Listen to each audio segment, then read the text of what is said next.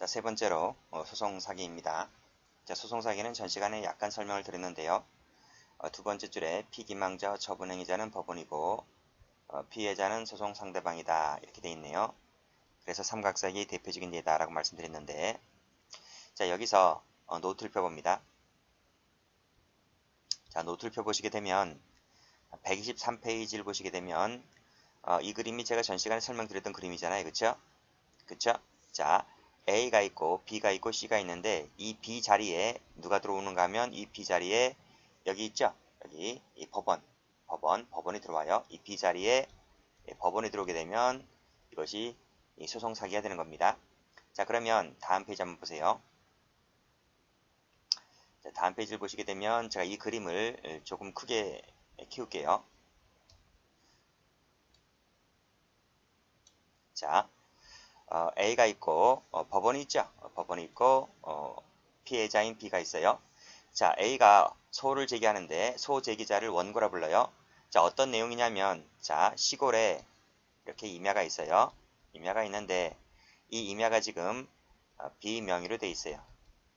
B 명의로 돼 있어요. 근데 A가 어떻게 소를 제기하냐면, 아니다, 이 임야는 저 B 것이 아니다. 우리 할아버지가 있었고 쟤네 할아버지가 있었는데 우리 할아버지가 쟤네 할아버지 앞으로 명의 신탁해 놓은 것이다.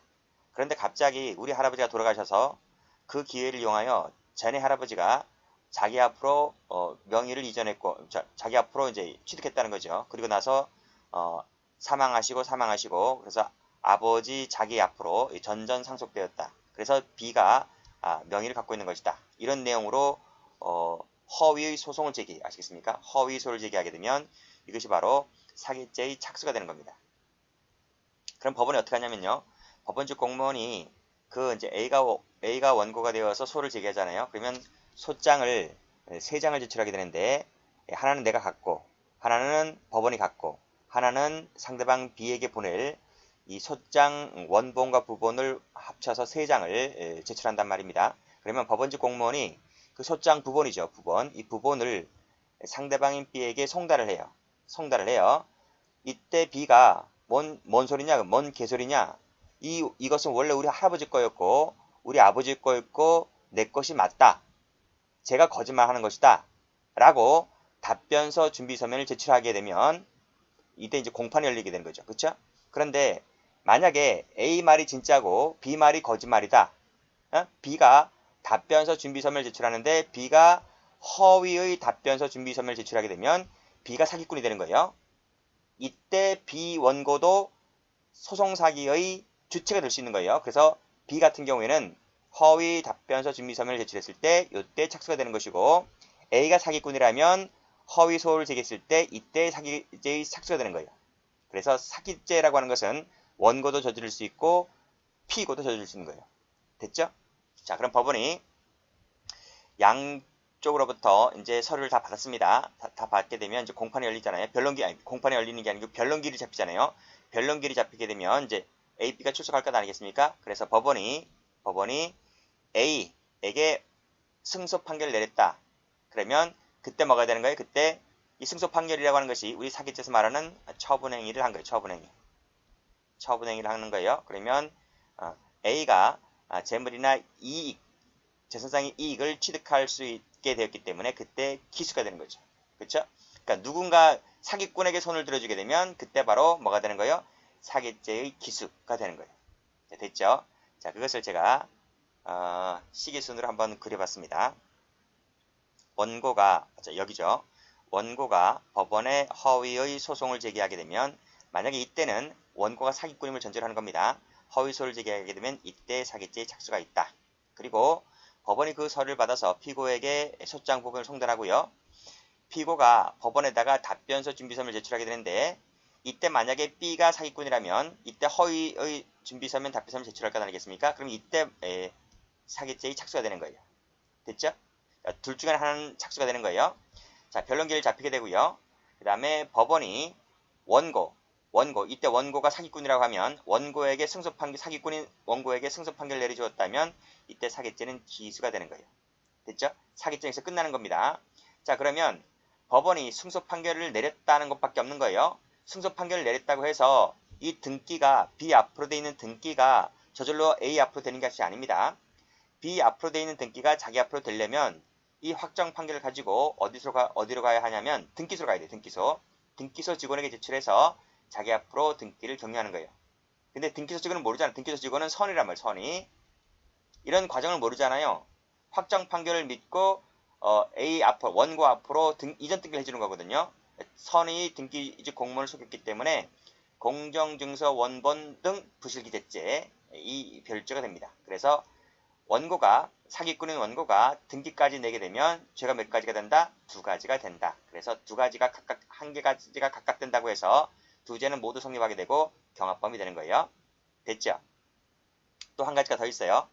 자, 분명 사기꾼인 원고가 법원에다가 허위의 소송을 제기할 때 사기죄 실행이 착수가 있다 했잖아요. 근데 그 전 단계가 뭐냐면 이 가압류 신청이 가압류 가짜가 미리 가짜입니다. 임시 가짜 또는 미리 가짜 허위 본안소송 이 소홀은 본안소송인데요. 본안소송을 제기했을 때 착수가 있는 것이지 가압류 신청만으로는 착수가 되지를 않는다는 것이 판례입니다. 자, 됐죠? 자, 그리고 또 있어요. 자, 이 상대방인 B는 이 임야 있죠, 임야. 임야가 지금 자기 명의로 돼 있잖아요. 자기 명의로 돼 있잖아요. 그래서 이 B라는 상대방은 실제 살아있는 사람이어야 되고요.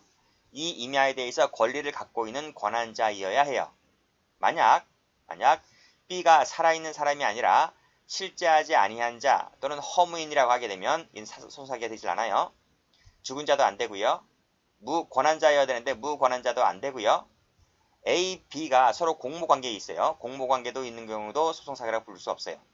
전부 다 판례입니다. 정리해 두시고요. 다시 교재를 와보세요.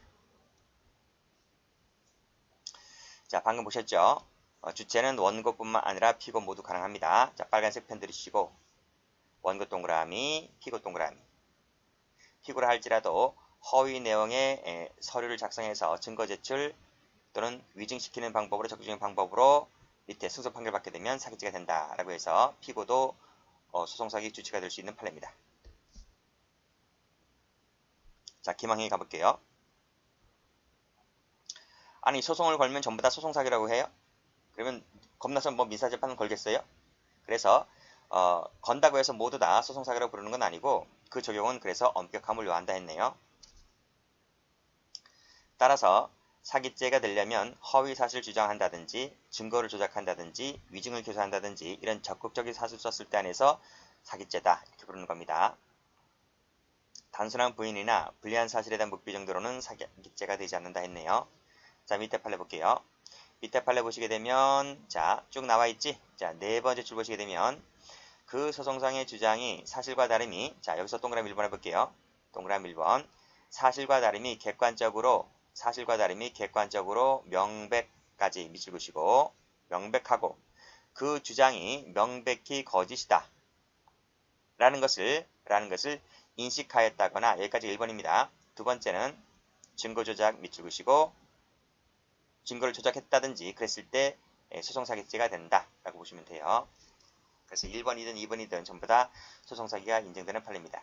자, 그 다음 증거 조작이라 하는 것은 처분문서 등을 거짓으로 만들어낸다든지 증언을 허위 증언을 하도록 유도한다든지 하는 것처럼 빨간색으로 객관적 동그라미, 제3자적 동그라미 이러한 객관적 증거, 제3자적 증거를 조작한다 라는 것을 증거 조작이라고 부른다는 거예요. 자, 그런데 CF 객관적 증거 조작이라 그랬잖아요. 객관적 증거 조작이 아니라 주관적 증거 조작이라든지 일방적 증거 조작은 그래서 사기죄가 되질 않아요. 됐습니까? 뒤에 판에 나올 겁니다. 자, 다음. 자, 소송사기가 되려면 반드시 허위의 증거를 이용해야 되느냐? 그럴 필요까지 없다는 거예요. 밑에도 같은 판례죠? 이럴 필요까지는 없고 빨간색으로 그냥 법원을 기망하는 것이면 된다. 이렇게 보았네요. 그쵸? 같은 판례예요. 같은 판례인데 하나는 지급명령에 관련된 판례이기 때문에 이렇게 나온 적도 있고 이렇게 나온 적도 있기 때문에 두 가지 판례 다 갖다 놨습니다. 자, 사기죄는 간접정범 형태로도 가능합니다. 그래서 빨간색 보시게 되면 제3자 동그라미, 그 다음에 이 제3자가 누굽니까? 자, 2번에서 마지막에 병 동그라미. 병이 도구가 되는 거죠. 그래서 이 병으로 하여금 양수금 청구 소송을 제기하도록 하였을 때 간접정부 형태가 된다는 판례입니다. 자, 그 다음 처분행위 볼게요. 피기망자인 법원의 재판은 처분행위에 가름하는 것이어야 한다 그랬습니다. 그렇지 아니할 경우는 사기죄가 되지 않는다 했네요. 그래서 잘 보세요. 무권한자, 그치? 무권한자, 허무인, 그 다음에 사망자, 공모자를 상대로 하는 사기죄는 되지가 않는다. 라고 하는 거예요. 자, 밑에 판례. 법원의 재판은 뭐하고 똑같다? 처분행위와 똑같다. 처분행위와 똑같다. 그래야지 사기죄가 된다는 겁니다. 만약에 그렇지 않잖아요. 그렇지 아니했을 때는 사기죄가 되지 않는다. 그런 얘기죠.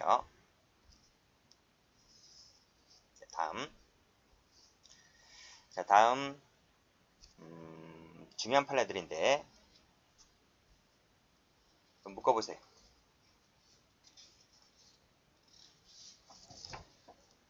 어디까지 묶을까요? 1번부터 4번까지 묶으세요. 1번부터 4번까지 이렇게 묶으시고 지금부터 노트 펴보세요. 노트를 펴보시게 되면 공시채고란 말 나올 겁니다. 공시채고. 공시채고를 설명드릴게요. 자, A가 채무자고 B가 채권자예요. 채권자. 그래서 B가 A한테 물품을 공급했어요. 물품을 공급했다. 얼마짜리? 1000만원어치 1천만원어치 물품을 B에게 공급을 했다. 그러면 1천만원 현금을 줘야 되잖아요. 그렇죠? 근데 보통은 현금을 주면 좋은데 현금을 주지 않고 이 어음수표를 발행하는 사람들이 상당히 많아요. 그래서 어음을 끊어줬다. 수표를 끊어줬다는 거예요. 이 어음수표는 정당한 거예요. 정당한 거. 진짜 가짜가 아니고 위조된 것이 아니고 진짜 은행에 가서 끊어온 거란 말이에요. 무슨 말인지 알죠? 그래서 B가 이걸 수령해서 지금 갖고 있어요. 갖고 있단 말입니다. 갖고 있어요. 자, 근데 당장 결제가 안 되죠. 그쵸? 당장 쓸 수 있으면 그건 현금이지, 그치? 당장 쓸 수가 없고 3개월 정도 지났을 때 은행에 가서 이걸 현금으로 바꿔와야 돼요. 바꿔와야 돼요. 자, B가 잔머리 굴리는 거예요. A가 잔머리 굴리기 시작합니다. A가 왜냐하면 B가 나중에 결제일 날 은행에 가서 지급 청구를 하게 되면 A는 자기 통장에서 돈이 저절로 빠져나가는 거예요. 그 돈이 아까운 것 같아요. 그래서 이 A가 머리를 굴리기 시작하는데 이 사람이 법원에 가요. 법원에 가서 뭐라고 얘기하냐면 나 이거 분실당했다. 어음수표를 끊어놓은 게 있는데 1천만원짜리 어음수표를 끊어놨는데 이것을 분실했다. 분실당했다. 큰일났다. 이거 어떤 놈이 길가에서 이거 주소서 나중에 은행 가서 달라고 하면 난 그냥 1000만원 저절로 있는 것이다. 그래서 이 어음수표를 분실당했기 때문에 그래서 아무런 권한이 없는 사람이 이걸 주워 갈 수도 있기 때문에 이거를 어음수표를 무효로 만들어달라, 쓰레기 만들어달라라고 법원에다가 공시채고 신청을 하는데 그 공시채고 신청이 허위란 말이에요. 허위. 그쵸? 허위로 공시채고 신청을 한단 말이에요. 자, 그래서 법원이 공시채고를 해요. 공시채고를 합니다. 법원이 공시채고를 하는데 이 공시채고라는 게 뭐냐면 공시채고를 어떻게 하냐면요. 이거를 법원 게시판이라든지 아니면 서울신문 그 박스 광고를 낸다든지 지금이야 뭐 다양하게 인터넷으로도 할 수 있는지 뭐 여러 가지 방법이 있을 거예요. 자, 그러한 것을 활용해서 그러니까 신문이라든지 인터넷 법원 공고 게시판 등을 이용해서 이 공시채고를 하는데 이런 내용이죠. 여기 나와 있네. 여기 나와 있다. 여기 나와 있죠. 자, 다시 한번 A가 법원에다가 허위로 공시채고 신청을 하게 되면 그때 사기죄의 착수입니다. 착수. 자, 그럼 법원이 공시채고를 하는데요. 자, 한 달에 1월이라지 1월. 자, 무슨 내용이냐? 일정한 기간 내에 신고를 하지 아니하면 당신이 갖고 있는 어음수표의 권리를 권리를 없애버린다, 실효시킨다는 그러한 경고를 붙여서 공고하는 재판상의 최고 절차를 뭐라 부른다? 공시채고다. 라고 하는 거예요. 그런데요. 그러면 이 채권자인 B가 뭐 허구한 날 이 사람도 장사하기를 바쁠 텐데 허구한 날 서울신문 보고 있겠습니까? 법원 게시판 들어가서 법원 게시판 오늘 뭐 떴지? 이거 보겠습니까? 법원에서는 공시채고를 한다 하더라도 그걸 볼 사람이 없단 말이에요. 볼 사람이 없어요. 이 사람은 그건 기억하겠지. 아, 얼마 있으면 은행에 가서 어음이나 수표 돈 찾아봐야지. 이 생각밖에 안 하지. 법원 게시판 보고 있는 게 아니잖아요. 그렇죠? 그래서 그러면 1개월은 그냥 지나간다는 거예요. 1개월이 지나게 되면 법원은요. 여기서 재권 판결을 때려. 재권 판결. 재권 판결이라고 하는 것이 한자를 이렇게 쓰는데요. 자, 우리가 가감승제라는 거 수학교 알죠? 수학교 더하기 빼기 곱하기 나누기. 그걸 가감승제 할 때 그 제, 이 제자 써요. 덜 제자. 그쵸? 그래서 뺀다. 수학교로 마이너스. 그쵸? 권리를 빼버린다 이거예요. 그러니까 어음수표는 소지자에게 그 권리가 있는데 이 소지자의 그 어음수표에 관련된 권한을 빼버린다. 그러니까 뭐다? 쓰레기 만들어버린다 이 말이야. 그래서 재권 판결이 확정되면 그때 A는 돈 1,000만원 줘야 할 것을 주지 않게 된 꼴이잖아요. 그때 사기죄는 기수가 되는 거예요. 아시겠죠? 다시 한번 정리할게요. 이 그림 보고 할게요. 채무자인 A가 법원에다가 허위로 분실 신고를 내요. 근데 그거 잊어먹었다고. 그래서 공시채고 좀 해달라고. 이렇게 허위로 공시채고 신청을 하는 순간 사기죄는 시작되었고요. 법원이 공시채고를 하고요. 그 기간이 지나게 되면 법원은 재권 판결을 해버려요. 재권 판결을 해버린단 말입니다. 그러면 이때 바로 사기죄는 기수가 된다. 이것이 바로 공시채고 절차입니다. 아시겠죠? 다시 한번 교재와 보세요. 자, 가계수표 발행인. 수표 발행인입니다. 자기가 발행한 수표를 타인이 교부받아 소지하고 있다는 것을 알면서도, 그치? 밑에 허위로 분실 사유를 들어서 공시채고를 한다 그랬습니다. 자, 허위 동그라미 치시고, 그 다음에 공시채고 신청 밑줄 그시고 적으세요. 착수. 실행의 착수입니다. 빨간색으로 재권 판결 동그라미 치시고, 검은색으로 기수 이렇게 적으세요. 됐어요? 자, 밑에 팔갑니다. 어음 발행인이 타인이 교부받아 소지하고 있다는 사실을 잘 알면서도 빨간색으로 똑같죠? 허위 동그라미, 밑에 허위 동그라미, 밑에 허위 동그라미, 밑에 허위 동그라미. 됐어요? 그리고 분실 사유를 들어서 공시채고 신청을 하였다면 공시채고가 뭐야? 착수. 여기도 착수지? 여기도 착수고요. 여기도 착수네요. 쉽지? 안 적습니다. 그 다음에 여기 뭐야? 재권 판결은 기수. 재권 판결 기수. 그쵸? 똑같죠? 그 다음에 밑에 재권 판결 동그라미 기수. 다 똑같아요. 엄청나게 시험이 잘 나와요. 별표 3개짜리들 잘 봐두세요. 자, 그 다음 5번 가볼게요. 자, 약속어음의 원인관계가 소멸되었어요. 소멸됐다고요. 소멸되었음에도 불구하고 내가 그 공정증서 정본을 소지하고 있음을 기화로 이를 근거로 빨간색으로 강제집행 동그라미 하였다면 착수가 되고 실행이 끝났기 때문에 기수가 되는 거예요. 역시 이것도 마찬가지지. 소멸되었음에도 불구하고 강제집행 동그라미 하게 되면 기수가 돼버려요. 판례 유사하네요. 5, 6번 묶으시고요. 7번. 갑과 을이 공동 소유하였던 부동산의 매각 처분에 관하여 갑이 을에게 권한을 위임했대요. 위임했음에도 불구하고 어떻게 했대요? 밑에 줄 보시면 을이 아무런 권한 없이 이 부동산을 불법 매도하였다고 허위사실을 주장하여서 허위 동그라미 치시고 소재기하게 되면 뭐가 되는 거예요? 이때 착수가 되는 거예요. 착수가 되고 걸렸기 때문에 미수가 되는 거예요. 됐지? 자, 다음.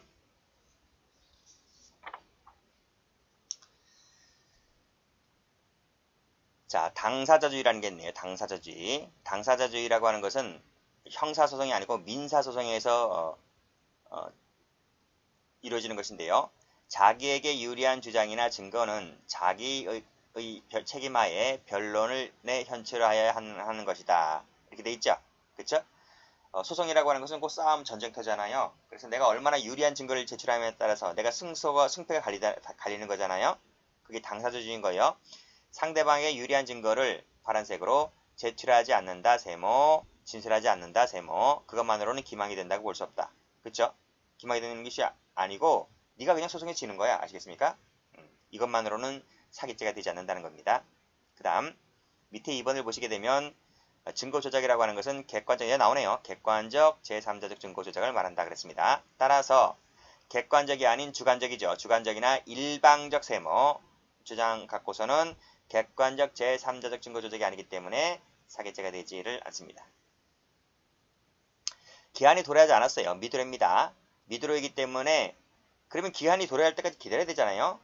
기한이 도래하지 않았음에도 불구하고 빨리 줘 즉시 지급을 구한다 세모만으로는 사기죄가 되지 않는다는 거고요. 화해 세모 치시고요. 화해라고 하는 것은 새로운 법률관계 창설이기 때문에 그 내용이 실제 법률관계에 일치하지 않는다 하더라도 이것만으로는 사기죄가 되지 않는다 했네요. 역시 화해 세모 치시고요. 비슷한 판례는 묶으세요. 묶어서 같이 공부하세요. 자, 여기 나오네. 여기 6, 7, 8, 9를 묶으시고 권한 없는 사람 세모, 실제하지 아니한 사람 세모, 사망자 세모, 공모자 세모, 그치? 이런 것은 사기죄가 되지 않는다라고 제가 아까 도표를 통해서 말씀드렸습니다. 공모자를 상대로 하는 경우는 그 상대방 의사에 부합하는 것이므로 착오가 없지 착오라는 구조가 안 되기 때문에 사기죄가 되지 않는다는 논리입니다. 자, 다음도 마찬가지입니다. 다음 10번도 잘 나와요. 10번도 같은 판례인데요. 역시 공모자 세모 치시고 역시 의사에 부합하죠. 착오라는 것이 없기 때문에 그래서 사기죄가 되지를 않는다 이런 말이죠. 밑에 똑같네요. 공모자와 공모하여 명의자와 공모하여 명의자를 상대로 했다는 얘기니 공모 세모 치시고요. 그 명의자를 상대했기 때문에 역시 마찬가지로 뭐가 없다? 착오라는 게 없기 때문에 죄가 되지 않는다는 거예요. 역시 이 두 가지 또 묶어볼게요.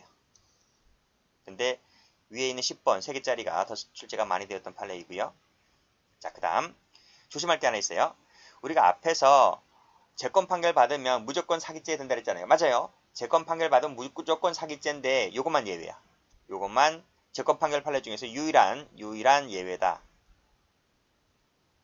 자, 이건 왜 그런가 하면 자 볼게요. 갑 주식회사 실질적 경영자인 피고인이 전 대표이사 을이 지방자치단체 기부금을 납부하기로 약정하고 골프장 사업 승인받으면서 그 이행을 위해 약소금을 발행 교부한 사실을 잘 알고 있으면서도 이렇게 나와있지. 그런데 여기서 지자체에 기부금을 납부하기로 약정하였다 하고 되어 있는 부분이 이게 무효래요. 이게 민법상 무효래. 무효. 이게 나오지. 지자체의 위 증여계약은 공무수행과 결부된 금전적 대가로서 그 동기가 조건이나 동기가 사회질서에 반하여 무효다. 무효이기 때문에 무효가 되는 것이기 때문에 위엄이 분실되었다고 허위 사유를 들어서 재건 판결을 받아내었다 할지라도 이것은 뭐다? 효과가 없다는 거지. 법적인 효과가 없는 것이므로 사기죄가 될 여지도 없다. 이렇게 보시면 돼요. 그래서 혹시나 재건 판결 나오면 다 죄가 되는데 이 기부금 납부 판례만 예외적으로 죄가 안 된다. 이렇게 정리하시면 될 것 같아요. 됐죠? 아직까지 뭐 출제가 된 바는 없지만 참고로 좀 봐두시기 바랍니다. 다음 페이지 가볼게요. 자, 주관적 요건이네요. 자, 여기는 원고 판례이고요. 두 번째는 피고주 판례입니다. 그래서 원고가 허위 주장과 입증으로써 법원을 기망한다는 인식을 가지고 소제기하면 착수가 되고요. 피고도 마찬가지입니다. 허위 주장과 입증으로써 법을 기망한다는 인식을 가지고 소제기하면 답변서를 제출하게 되면 피고도 착수가 되는 거예요. 각각 봐두세요. 자, 밑에 판례 별표. 자, 소송 사기에 있어서는 제소 당시에 그 주장과 같은 권리가 존재하지 않는다. 이것만 갖고는 안 돼요. 이것만 갖고는 안 돼요. 부족하다는 거예요. 족하다 그러면 틀려요. 어떻게 해야 돼요?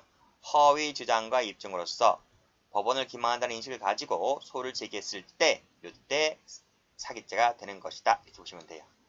됐어요? 위에 거랑 똑같잖아. 위에 거랑. 여기도 위에도 허위지? 여기도 허위잖아. 그치? 허위입니다. 그래서 원래 좀 보면 이걸 이렇게 하는 게 낫겠네요.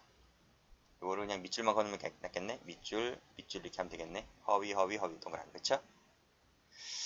자, 그것이 아니라 단순히 사실을 잘못 인식했다 세모, 평가 잘못했다 세모만으로는 고의가 탈락되기 때문에 이것만으로는 죄가 되지 않는다고 하는 것인데 이게 아주 중요해요. 여기 잘 나와요. 그리고 밑에도 잘못 인식했지? 세모, 과장했지? 세모만으로는 고의가 탈락된다. 이렇게 보시면 돼요. 자, 착수시기, 기수시기 말씀드렸습니다. 원고가 법원에 소제기할 때, 피고는 허위 답변서 준비 서면을 제출했을 때, 그쵸? 그쵸? 자, 밑에 판례 가볼게요. 별표.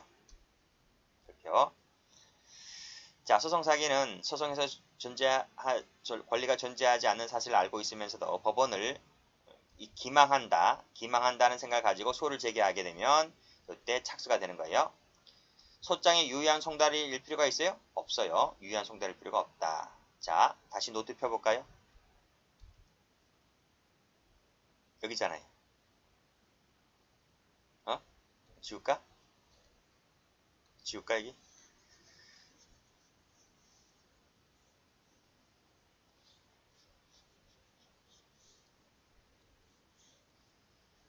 자, 보세요. 착수가 여기로 했잖아요. 원고가 법원에 허위 소송을 제기했을 때 이때 착수잖아요. 그치? 그리고 나서 후에 법원직 공무원이 피고에게 소장 부분을 송달하는 것은 착수 이후잖아요. 착수 이후에 송달하는 거잖아요. 이것이 제대로 송달되었는지 잘못 송달되었는지 착수에는 변함이 없잖아요. 그치? 그래서 피고가 아닌 다른 사람이 받았다 할지라도 다른 곳으로 우편물에 날아갔다 할지라도 착수이면은 변함이 없는 거예요. 이해되시겠지? 자, 그럼 다시 교재 가볼까요? 그래요. 소장에 유의한 송달을 요하지 않는다고요. 따라서 밑에 요 다른 사람이 받았지? 그래도 마찬가지다는 말은 다른 사람이 받았다 할지라도 실행의 착수를 인정하면은 변함이 없다. 영향을 받지 않는다. 그런 말이 됐죠? 다음 판례 가볼게요. 자, 피고 나왔네요. 피고. 허위 내용의 서류를 증거로 제출한다. 그치? 허위 내용이죠. 허위 내용의 서류를 증거 제출 및 찍으시고 이때 착수. 그 다음에 답변서 준비 서면을 제출했을 때 착수. 그와 같은 주장의 내용을 담은 것이니까 허위 내용이죠. 허위 내용의 답변서 준비 서면을 제출했을 때 이때 착수. 그쵸? 그 다음에 변조한 내용을 가지고 소장 첨부하여 제출했지? 제출하면 착수. 조작된 것을 가지고 제출하면 착수. 맞죠? 이런 거 필요 없어요. 나중에 뭐 누구를 이겼네 마네 이런 것들은 착수하고 영향이 없다고요. 그냥 착수. 자, 밑에 공판 사실이 없잖아요. 없음에도 불구하고 을 회사를 상대로 물품 대금 청구 소송을 제기 동그라미 하면 착수. 그쵸? 그 다음에 허위 내용이지? 허위 내용으로 임대차 계약서를 법원에 제출했지? 제출하면 착수. 그쵸? 제출하면 착수야. 무슨 꼭 의사표시 할 필요 있어? 이런 의사표시 이런 거 할 필요 없어요. 그냥 제출하면 착수. 자, 그 다음 6번을 체크해 볼게요. 6번은 뒤에 비교되는 판례 나오기 때문에 체크 잘 하세요. 등기부상에 소유자로 등기된 적이 있는 자가, 자, 여기서 색깔 칠할게요. 있는 자예요. 있는 자를 색깔 칠할게요. 자, 그들 명의의 소유권 이전 등기 말소를 구하는 소송을 제기했다. 그래서 말소, 이전 등기입니다. 이전 등기 밑줄 그시고 말소를 구하는 소송을 제기했다. 원래 요 제기가 동그라미인데 말소가 키워드니까 말소 소송을 제기했다. 이 동그라미 칠게요. 그러면 착수가 돼요. 왜 착수가 되는지 아세요? 이거는 그 맨 앞에 노트에 나와 있는데 저 앞에 그 총론 쪽에 나와 있기 때문에 제가 찾기가 힘들어서 여기다 그냥 필기할게요. 여기가 이제 등기부지. 등기부다. 등기부. 이거 지금 A가 있고 B가 있고 C가 있고 D가 있는데 이 D가 지금 현재 소유자, 현재 명의인. 무슨 말인지 알겠죠? B는 최초 이름이 기재된 사람, 최초 명의. 이 건물이 이렇게 와 있는데요. 건물이 와 있다. 건물이 지금 누가 명의자예요? D가 명의자예요. D가 지금 현재 이 건물 명의자입니다.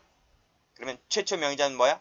최초 명의자가 할 때 건물에 대해서 보존 등기를 하나요? 이전 등기 하나요? 최초 명의자는 이 사람은 보존 등기를 해요. 보존 등기. 아시겠어요? 보존 등기를 하고 그것이 이제 B에게 이전이 되면 B에게 뭐 팔아먹거나 뭐 양도하거나 증여하거나 하게 되면 소유권이 이전되잖아요. 그치? 그럼 이전 등기 이렇게 이전 등기를 하지. 이전 등기하고 A는 이렇게 두 줄로 싹 법원직 공무원 등기소집 공무원이 두 줄로 싹 이렇게 거버리지. 그리고 지금 소유자는 B다. B가 또 이걸 C에게 팔아먹게 되면 이전 뜯기를 하게 되는데 역시 B 역시 싹 삭제가 되죠. C 역시 D에게 팔아먹게 되면 이전 뜯기를 하게 되고 C는 싹 사라집니다. 그쵸? 그치? D가 살아있지? 그럼 현재 소유자는 D다. 이렇게 보는 거예요. 이때 소유자로 등기된 적이 있는 자가 그게 A든 B든 C든 현재 소유자인 D를 상대로 소유권 이전 뜯기 말소를 구하는 소송을 제기했다고요. 왜? 야 그거 네 거가 아니고 이것만 내 거야. 원래 내 건데 왜 네가 네 앞으로 돼 있냐? 이렇게 허위 사실을 주장하면서 그들 명의의 소유권 이전 뜯기 말소를 구하는 소송을 제기해버리잖아요. 그치? 그러면 이 자체 만약에 봐봐. 이 등기된 적이 있던 사람이 만약에 승소를 하게 되면요. 승소를 하게 되면 이것이 후진될 거 아니에요. 이렇게 또 이렇게 되어서 만약 이 소송을 제기한 사람 앞으로 등기가 다시 취득될 수 있는 가능성이 있는 거잖아요. 그치? 그치? 그러니까 이 등기된 적이 있던 과거의 자가 자기가 소송에서 이겨버리게 되면 이 건물이 내 앞으로 이전 등기 될 수 있잖아요. 그럼 내가 취득하게 되는 거잖아요. 따라서 이전 등기 말소 청구 소송이 바로 뭐가 된다? 착수다. 이런 말. 됐죠? 뒤에 가서 다른 판례 좀 같이 비교해서 설명해 드릴게요. 자, 밑에 보시게 되면 강제집행 절차 같은 경우는 개시 신청 동그라미 빨간색으로, 그 다음에 배당 신청 동그라미, 밑에 압류 신청 동그라미 하게 되면 착수인 거예요. 그게 다 허위겠지. 허위니까 사기죄를 묻겠지. 다음 페이지. 이 판례 중요하죠? 자, 유치권 같은 경우에는 경매 신청 빨간색 동그라미 할 때 착수가 된다. 착수가 된다. 됐죠? 왜 유치권은 경매 신청할 때 착수를 인정하나요? 여기 나오잖아. 유치권에 따른 경매를 신청했을 때 유치권자는 밑에 배당을 받게 돼요. 배당을 받게 되기 때문에 이 배당이 재물이나 재산 이익이잖아요. 그래서 이 배당을 받게 되는 것이기 때문에 경매 신청하는 것 자체가 착수. 받게 되면 기수가 되겠죠. 그래서 경매 신청 자체를 착수로 인정한다. 그런데 자 밑에 요 5번하고 비교해 볼게요. 5번도 체크하시고요. 자, 부동산 경매 절차에서 피고인들이 허위 공사 대금 채권을 근거로 파란펜으로 유치권 신고 세무. 이건 왜 착수가 안 되나요? 위에 나와 있는 유치권을 기한 경매 신청은 배당을 받게 되기 때문에 경매 신청만으로도 착수가 인정되는데 왜 유치권 신고만으로는 배당을 못 받지? 그냥 유치권 신고만으로는 배당을 못 받아요. 이것만으로는 뭐다? 배당을 못 받는다. 배당을 못 받기 때문에 착수라고 볼 수가 없다. 즉 유치권 신고는 경매 목적물에 대해서 유치권 신고가 있음을 입찰 예정자들에게 고지하는 것에 불과할 뿐이지 배당을 받는 것은 아니기 때문에 직접적인 배당을 받는 것은 아니기 때문에 이것만으로는 착수가 될 수가 없다. 이렇게 보시면 돼요. 그 다음 1, 2번을 묶을게요. 그리고 형광 사인펜을 드릴게요. 그리고 어디다 색깔 칠하시는지 아시죠? 갑이 이 사건 임야를 매수한 적이 없다 색깔 칠하시고 2번도 없다 색깔 칠하셔야 돼요.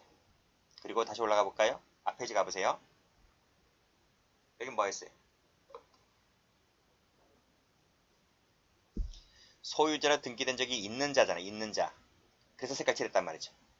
그래서 내가 승소를 하게 되면 결국 내 앞으로 등기가 취득될 수가 가능성이 있기 때문에 있던 자가 소송을 제기해버리면 착수를 인정하게 되는데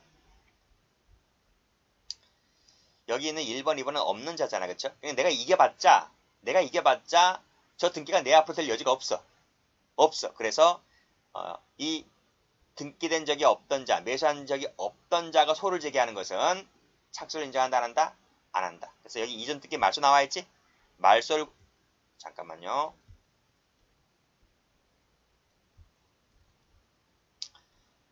여기 말소를 구하는 소송을 제기한다 그랬지? 밑에 말소 등기 구하는 소송을 제기한다 그랬지? 이전 등기 말소입니다. 이전 등기 말소. 여기 이전 등기 말소예요. 이전 등기 말소를 구하는 소송 제기는 착수라고 보기에는 어렵다. 앞에 거도 이전 등기죠. 앞에 부분도 이전 등기. 그쵸? 이전 등기 말소다. 왜 자꾸 이전 등기 말하는지 아세요? 보존 등기 같은 경우는 인정된다 그래요. 보존 등기. 지금 다 이전 등기지 보존 등기는 인정된다라고 하는 것인데 그것은 총론 교재에 나와 있습니다. 총론 시간에 말씀드릴게요.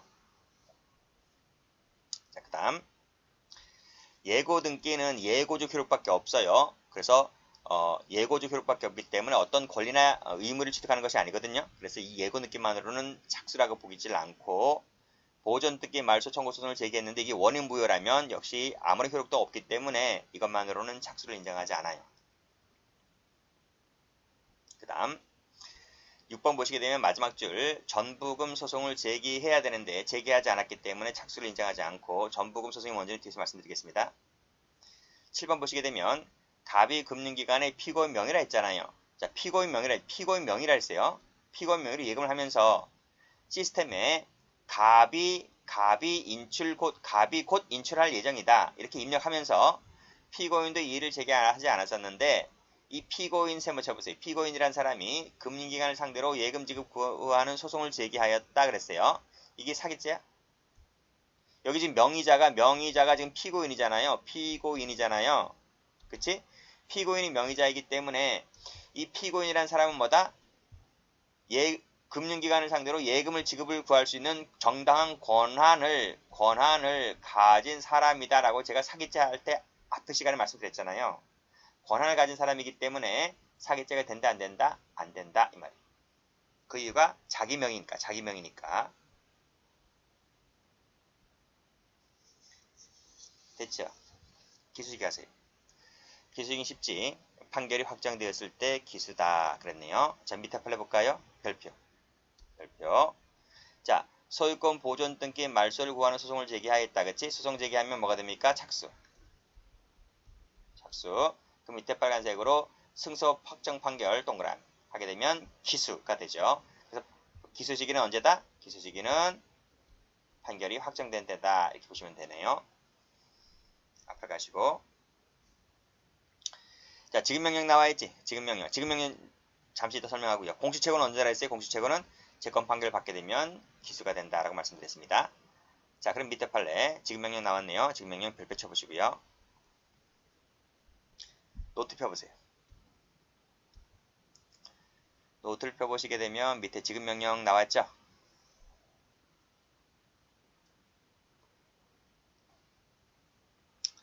자, 지급명령 갑니다. 자, A가 있어요. B가 있고 A가 물품이나 노무를 제공했어요. 그러니까 물품을 제공했다는 말은 뭐 납품했다 이렇게 생각하시면 돼요. B 가게에다가 납품을 했다고요. 납품을 했다. 또는 노무를 제공했다는 말이 무슨 말인가 하면 일을 해줬다는 거예요. 일을 해줬다. 직원으로서 일을 해주든지 아르바이트생으로서 일을 해주든지 일을 해줬단 말이에요. 그러면 내가 물건값을 받든지 노무 대가를 받든지 해야 될 거 아니에요. 그쵸? 그래서 그런데 B가 이 대금을 줬어요. 대금을 안 준 것이 아니라 대금을 주었어요. 그런데 B가 영수증 처리를 잘 못했어요. 준 것은 맞아. 준 것은 사실이야. 근데 영수증 이 처리를 잘 못해서 A가 옳거니 요거 이용해 먹자 이렇게 나쁜 마음을 먹은 거예요. 그래서 A가 법원에다가 허위로 지급명령 신청을 해요. 무슨 말이냐? 지급명령 신청이 뭐지? 내가 저 사람한테 물건이나 노무를 제공한 것이 있는데 나한테 돈을 주지 않는다. 나한테 돈을 줘라. 라고 하는 지급명령을 신청을 합니다. 근데 알고 보니까 그것은 허위였지. 이 B는 A에게 대금을 다 줬단 말이에요. 대금을 다 주었음에도 불구하고 A란 놈이 영수증 처리 문제 때문에 이것을 이용하기 위해서 또다시 법원에다가 다시 한번 그 대금을 받으려고 허위로 지급명령 신청을 제기하는 거예요. 이때 지급명령은 이때 착수가 되는 거예요. 그럼 어떻게 되는지 아세요? 자, 그러면 법원이 이걸 접수했잖아요. 접수했지. 법원이 B에게 신청서 부본을 송달해요. 송달. 어떤 내용이냐면 한 달 내에 그러니까 이런 내용이 A가 신청한 내용의 신청서 내용이 B에게 그대로 전달되는 거예요. 전달되는데 거기 맨 끝에 이런 내용이 있어요. 당신이 이 신청서 내용에 이의가 있다면 이의 제기를 하라. 이의 제기를 하라. 근데 한 달 내라 그랬는데요. 이걸 2주야. 2주로 바꿔. 2주입니다. 2주. 한 달이 아니고 2주입니다. 바꾸세요. 2주를 줍니다. 2주. 그럼 2주 내에 이의 신청을 하라. 만약에 하지 않잖아요. 이의 신청을 하지 않잖아요. 그러면 이것이 확정되는 거예요. 확정된다. 그러니까 A 내용이 그대로 100% 받아들여지게 되는 거예요. 무슨 말인지 알 수 있죠. 만약에 확정이 되면 A는 그것을 근거로 해서 B에게 강제 집행할 수 있는 권한을 하게 되는 거예요. 그래서 이 지급명령이라고 하는 것은 허위로 지급명령 신청했을 때 지급명령 착수가 되고요. 그 다음에 확정이 되게 되면 지급명령은 기수가 되는 거예요.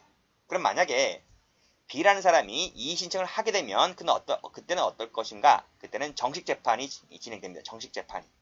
아시겠죠? 그러니까 이것은 정식 재판이 아니에요. 이것은 금액도 얼마 안 되고 그 다음에 이걸 제기하면 B라는 사람이 돈을 줄 것 같다. B가 착한 사람이라서 줄 것 같다. 착하고 어리숙한 사람이라서 겁을 먹기 때문에 줄 것 같다라고 했을 때 A가 지급명 신청할 수 있는 것이다. 이거예요.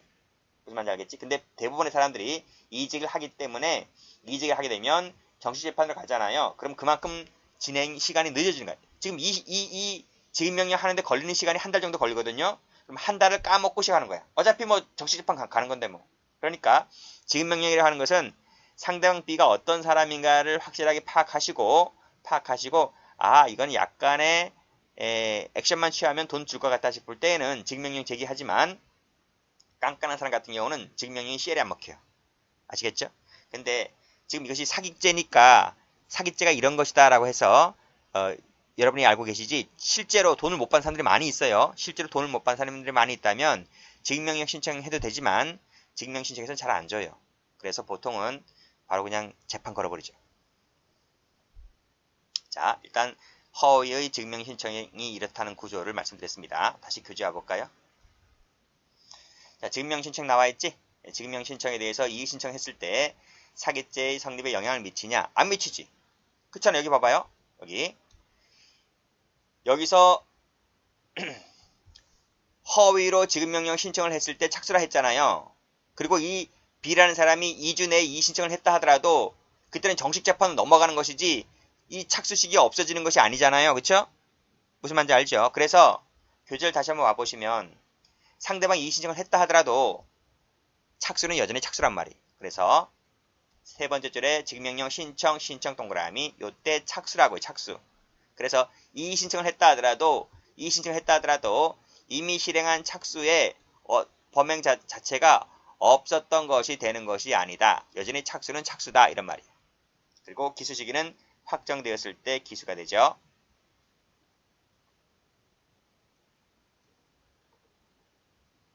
OX 판례. 자, 소송 사기의 경우에는 당해 소송 판결이 확정되었을 때 기수가 된다 말씀드렸고요. 자, 소송을 제기하여 내동 전부에 대해서 판결이 확정되었다면 빨간색으로 내동 전부에 대해서 뭐가 된다? 기수가 된다는 논리입니다. 다음. 좀 어려운 판례들이 좀 나오네요. 이 두 가지가 마지막인데. 자, 피고인이 타인 명의로 제3자를 상대로 법원을 기망하여 지급명령을 받았다. 또는 가집행 선고 후 지급명령을 받았다. 그랬네요. 자, 이를 채무명의로 하여 채무자의 제3채무자에 대한 여기서 채무자의 제3채무자라 이렇게 했잖아. 이 제3채무자가 보통은 일반적으로 은행입니다. 은행. 채무자의 은행에 대한 정기예금 원리금 채권에 대하여 채권 압류 및 전부명령을 하게 하고 송달시켜서 위 채권을 전부 받아 편취했다라고 했을 때 이 전부명령 받게 되면 이때 기수가 됩니다. 기수가 되고요. 그 다음에 지급명령 신청에 따랐지. 지급명령 신청에 따랐지. 지급명령 신청하게 되면 이때가 뭐가 돼요? 이때가 착수가 돼요. 그러면 여기서 전부명령이 뭐냐? 자, 봐요. A가 있고 B가 있고 A가 채권자예요. B가 채무자예요. 그래서 이렇게 돈을 빌려준 거예요. 돈을 빌려줬으니까 빌려준 돈에 대한 채권자는 A가 되고 B는 채무자가 되는 거죠. 그쵸? 그런데 B가 예금주예요. 예금주라서 이 은행이 있죠. 은행에다가 예금해 놓은 게 있을 거 아니에요. 예금해 놓은 게 있을 거 아니에요. 여기 돈 있을 거 아니에요. 그치? 그렇잖아요. 그러면 이 B하고 이 B와 은행과의 사이를 보게 되면요. 이 B가 채권자잖아요. 자꾸 에러 나네요. 자, B가 어떻게 돼요? B가 이 돈에 대해서는 B가 채권자가 적을게요. 채권자가 되고요. 은행이 채무자가 되죠. 맞잖아요. 그럼 봐봐요. A, B 사이에서는 A가 채권자고 B가 채무자고 B하고 은행 사이에서는 B가 채권자가 되고 은행이 채무자가 되잖아요. 그러면 여기서 A가 봤을 때 이 은행을 뭐라 불러요? 은행은 채무자의 채무자잖아요. A가 봤을 때 A는 B를 채무자라 부르잖아요. 그러면 은행은 채무자의 채무자가 되는 거잖아요. 그래서 A가 봤을 때 이 은행을 뭐라 불러요? 제3채무자다. 제3채무자. 이해되시겠어요? 그래서 봐봐요. 채무자의 제3채무자에 대한 정기예금, 원리금, 채권에 대하여 채권 압류를 했다. 그치? 그러니까 이 사람이 소송을 걸었나요?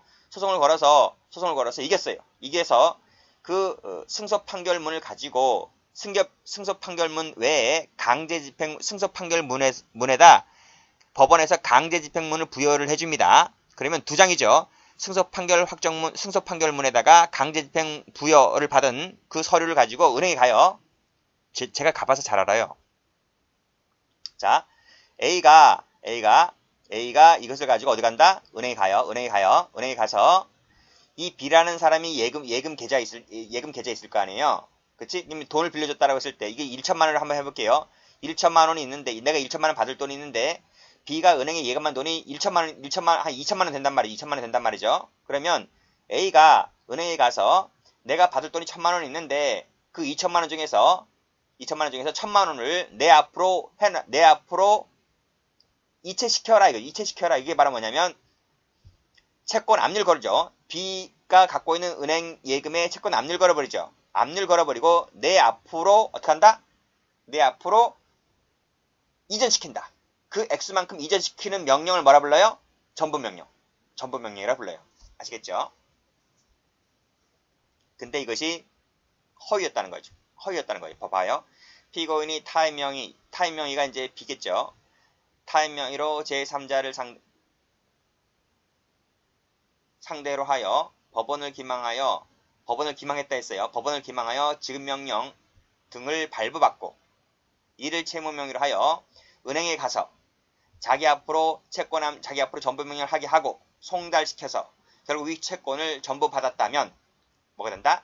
이게 허위였기 때문에 사기였기 때문에 사기죄는 기수가 되었다. 전부명령 받게 되면 기수다 이런 말이죠. 됐죠? 자, 그 다음 밑에 판례.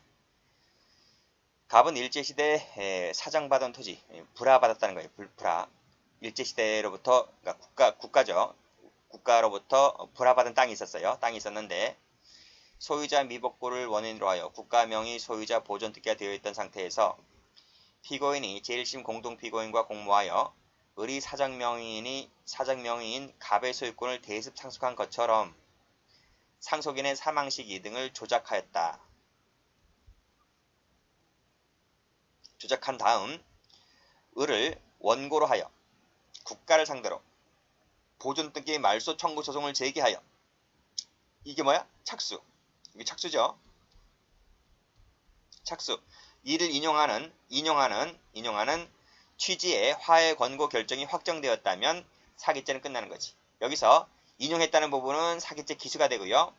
화해를 내렸다는 부분은 서로 원고 피고 합의했다는 말이기 때문에 그 청구를 포기했다고 한 부분이므로 이것은 사기죄 미수가 된다 이런 말이지. 어쨌든 사기죄 기수미수를 다 인정한 부분이에요. 자, 여기서 대습상속이 뭔가요? 좀 어려운 말인데 과연 사기죄를 할 때 대습 상속까지 강의해야 하는가? 그쵸? 자, 여기 아버지가 계세요. 그리고 여기 자식이 있어요. 자식이 있는데 아버지가 사망하기 전에 이 자식이 먼저 죽어요. 자식이 먼저 사망을 하게 돼요. 그러면 상속을 받을 사람이 없네. 아버지가 나중에 돌아가실 건데, 그치? 근데 다행히도 이 아들에게 또 아들이 있어요. 아들이 있어요.